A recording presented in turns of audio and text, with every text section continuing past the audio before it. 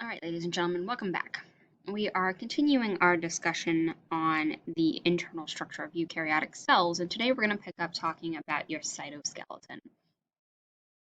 And if we break that term apart, cyto is cell, and skeleton, literally like your skeletal system. Um, so the cytoskeleton is a network of protein fibers that extend throughout your cytoplasm and do a handful of roles, a lot of which is just providing internal structure. They're going to organize structures. They're going to keep those organelles from being able to just float around in your cytoplasm, right? Cytoplasm, cytosol, mostly water, so they're just kind of floating in this jelly-like substance. So we need something to hold them in place. Your cytoskeleton is going to take care of that. And it will also help to organize some other additional cellular activity. So when we look at your cytoskeleton, it gets broken into three major components: your microtubules, your microfilaments, and your intermediate filaments. And each of these is a slightly different size and as a result, slightly different locations in your cells. And so they will do different components to this structure and organization for the internal of your cell. But again, overall, they generally provide support, regulation of the cell in terms of movement, moving things in and out, moving things around, and they will also provide that actual motility itself when we talk about moving the whole cell in some sort of watery environment. So we'll throw in the ideas of flagella and cilia as this topic as well. So when we look at the different components, right, I said microtubules, microfilaments, intermediate filaments. And when we look at your microtubules, they are literally made of tubulin, that is the protein that they are made out of. And these range anywhere from about 25 nanometers, give or take. So they're hollow tubes, and you can see that they are made of these two tubulin subunits, the alphas and the betas, and they are working in this um, wrapping structure to give you that hollowness in the center. And these guys are going to help maintain cell shape. They are also going to be a component for cell motility.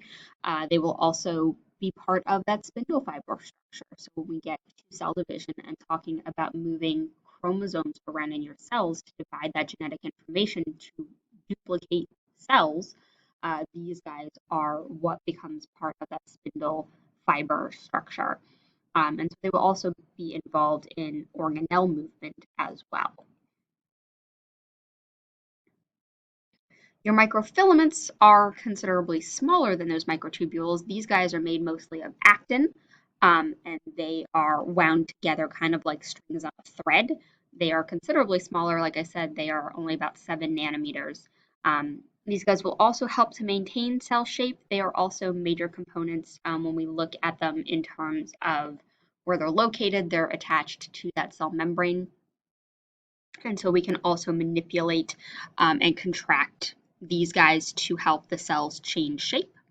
So they are major components to your muscle contraction. If you know your major muscle fibers, it's actin and myosin. So here's one of them in these microfilaments. They are also a major component to cytoplasmic streaming, which occurs in plant cells. So just being able to move materials around in those plant cells in that cytoplasm, and kind of they create this like current almost. And these actin filaments are what allows that current to kind of flow. They are also a component to just general cell motility, as well as being involved when we get to cytokinesis and actually being able to bend in the cell membrane to create those cleavage furrows, if you remember what that is, to pinch off the cytoplasm of those two cells. Actin filaments, these microfilaments, are what becomes involved in the creation of that cleavage furrow. And then your intermediate filaments are exactly what they sound like. They're intermediate between the microtubules, which are relatively big, and your microfilaments, which are on the small end. So these guys tend to be anywhere from 8 to 12 nanometers.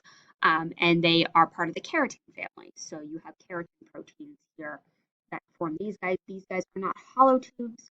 Instead, you've got a bunch of these fibrous subunits that are, again, knitted together. Sort of think of the actin filaments as single strings wound together. Then if you ever look at like a cord on like a hoodie sweatshirt or something like that, that's kind of what these guys remind me of in terms of the way that they're structured and put together.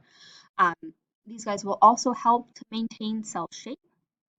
They will be what's mainly responsible for anchoring things like your nucleus and other organelles in place. And they also are a component of forming that nuclear lamina, so sort of how that membrane structure comes into play there. Cool thing about your cytoskeleton is one of its components is to be sort of this monorail system or highway system for moving materials around your cells, whether they're vesicles, other organelles, just molecules in general. And the way that we do that is we look at those microtubule structures, and what we see in your cytoplasm are these motor proteins. And those motor proteins then have a receptor to attach a molecule on top.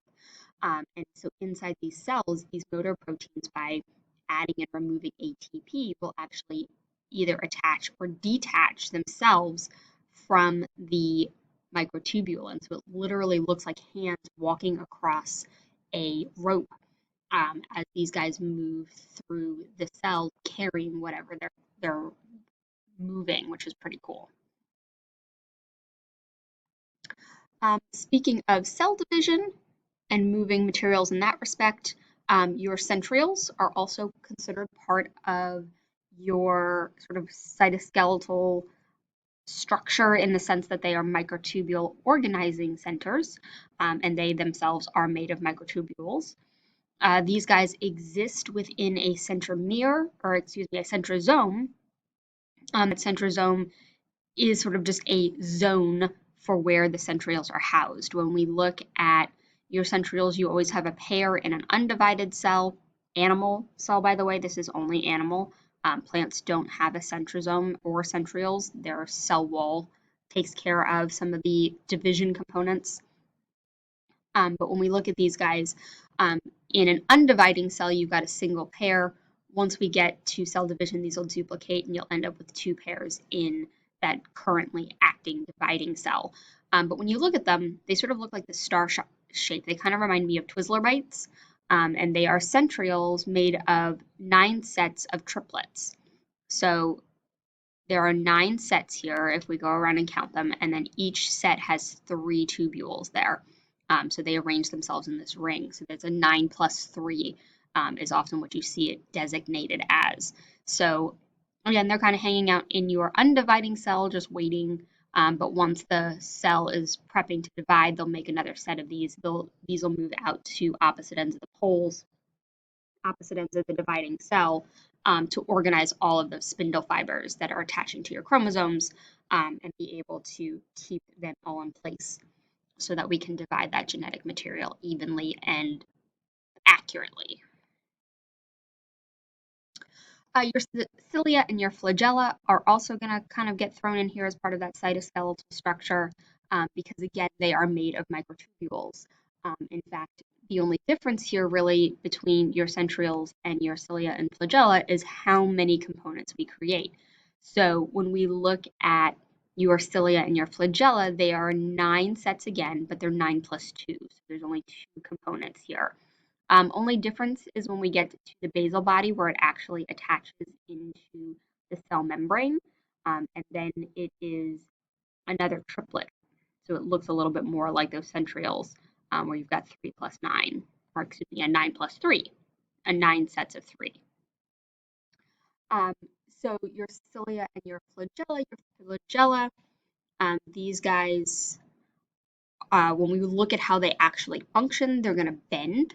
So motor proteins, again, are going to come in here, just like we saw with the movement of materials like vesicles, but now they're directly attached from one end of a microtubule set to another. And they will literally walk up and down these microtubules, and that'll cause this bending shape, sort of wave-like motion that we see. So that allows these guys to work back and forth as they move. And then you do have these protein cross subunits to stabilize the whole structure here. All right, and they're using specifically a motor protein called dynein, which was only discovered in the early 2000s, which is pretty interesting. But it forces those duplets to bend and curve, and that's how we get the wave-like motion that we see with cilia and flagella. Your flagella typically are much longer, and you generally only have maybe one or two or a handful, depending on the cell. This is a sperm, which is the only human cell that has a flagella, and these guys get sort of a beating pattern, a swimming pattern, where your cilia, when they bend, and this comes down to the way that those proteins are connected, they get more of a almost circular bend, almost a little bit more like a rotor, and what they call ciliary motion. Other materials that are involved in the movement of material in your cells, going back to those microfilaments and motility.